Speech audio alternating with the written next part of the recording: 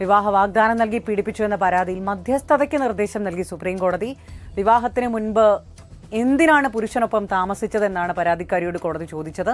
ഈ ചോദ്യം ഉന്നയിക്കുമ്പോൾ കോടതി ഇരയെ പരിഹസിച്ചു എന്നും പറയുന്നു. ലിവിംഗ് റിലേഷനിൽ പലപ്പോഴും ഇതൊക്കെ നടക്കുന്നു എന്നും കോടതി പറഞ്ഞു. ധനേഷാണ് വീണ്ടും ചേരുന്നത്. ധനേഷ്, കോടതികൾ പോലും ഇത്തരം പരാമർശങ്ങൾ നടത്തുമ്പോൾ എന്ത് ചെയ്യും? ഇപ്പോൾ ഈ മധ്യസ്ഥതയ്ക്കുള്ള തീരുമാനം എന്തുകൊണ്ടാണ്?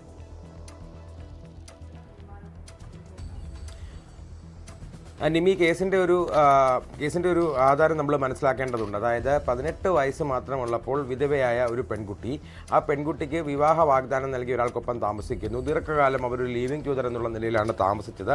ഇതിൽ ആ ബന്ധത്തിലൊരു കുട്ടി ഉണ്ടാകുന്നു. എന്നാൽ ഈ വിവാഹം രജിസ്റ്റർ ചെയ്യാനോ അത് നിയമപരമാക്കാനോ ഈ പുരുഷനോ സ്ത്രീയോ പിന്നീട് അതിന് പോയിരുന്നില്ല. ഇതിനിടെ ഈ ബന്ധത്തിൽ നിന്ന് ഇയാൾ പുറത്തു പോവുകയും ഇവരെ പിന്നീട് സംരക്ഷിക്കാതെ ഒരു സാഹചര്യം വരുന്നു.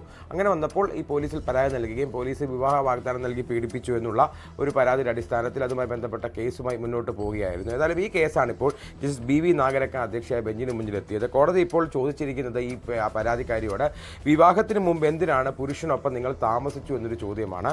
ഇത്തരം ചോദ്യങ്ങൾ ചോദിക്കുമ്പോൾ പലപ്പോഴും കോടതികൾ ഈ ഇരകളെ അല്ലെങ്കിൽ പരാതിക്കാരെ പരിഹസിക്കുകയാണെന്ന് പലരും പറയുന്നു. എന്താണ് ഈ നടക്കുന്നതെന്നുള്ള ചോദ്യമാണ് കോടതി പ്രധാനമായി ഉന്നയിച്ചത്.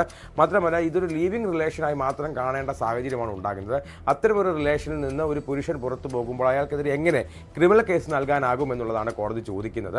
മാത്രമല്ല, ഈ ബന്ധത്തിൽ ഇവർക്കൊരു കുട്ടിയും ഉണ്ടായിട്ടുണ്ട്. അപ്പോൾ ആ കുട്ടിയുമായി ബന്ധപ്പെട്ടുള്ള നടപടികൾക്കാണ് പ്രാധാന്യം നൽകേണ്ടത്.